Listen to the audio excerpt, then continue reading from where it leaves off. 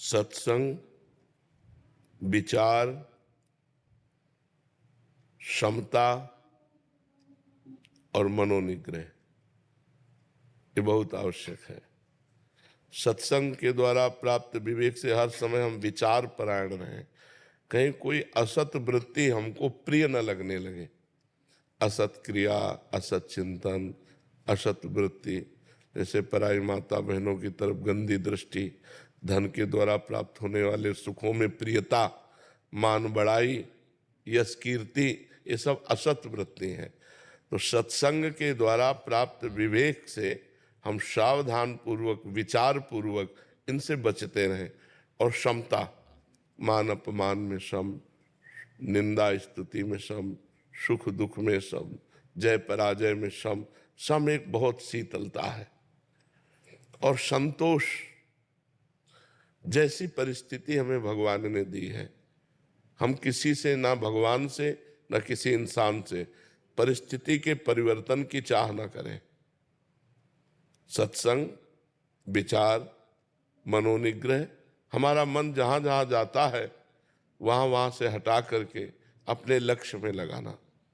बार बार ऐसा हम अभ्यास करें और विचार विवेक के द्वारा वैराग्य पूर्ण जीवन रहे। तो सत्संग, विचार, मनोनिग्रह, शम और संतोष, ये 5 लक्षण जिसके हृदय में है वो भगवान की कृपा से भगवान को प्राप्त कर लेगा। नित्य सत्संग मिले हैं और विचार परायण प्रतिपल रहे, क्योंकि मन हमारा भोगों की तरफ भाग रहा है तो हम विचार के द्वारा काटे उसे। सब लोग भोग ही रहे हैं। अगर वास्तविक चैन, सुख, शांति होती तो ये लोग हो जाते। सब अशांत है, सब क्लेशित है।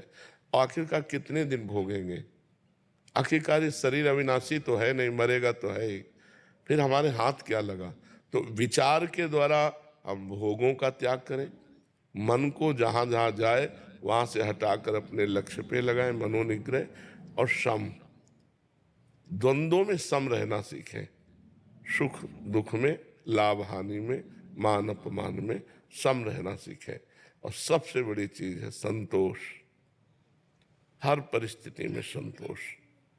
जैसे प्रभु हमें रख रहे हैं हम वैसे संतुष्ट हैं। हमें किसी व्यक्ति से या स्वयं प्रभु से भी परिवर्तन की चाह नहीं है।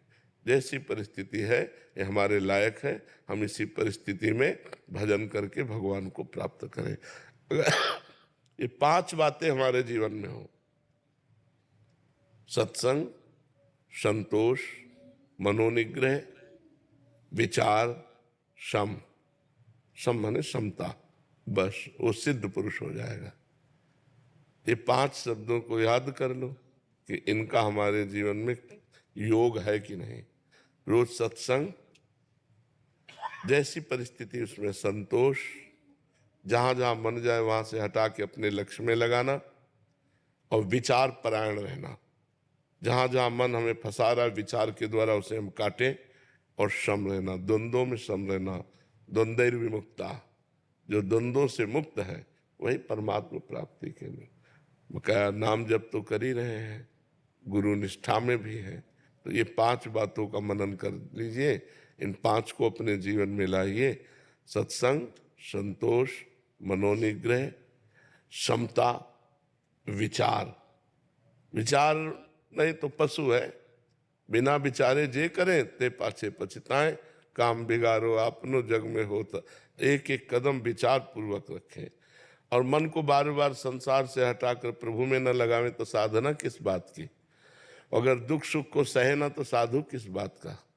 तो सत्संग, संतोष, मनोनिग्रह, विचार और क्षमता, ये बातें आ गई तो भगवत प्राप्ति हो गई।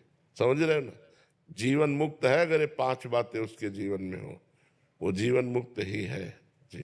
शताक्षी जी बिहार से।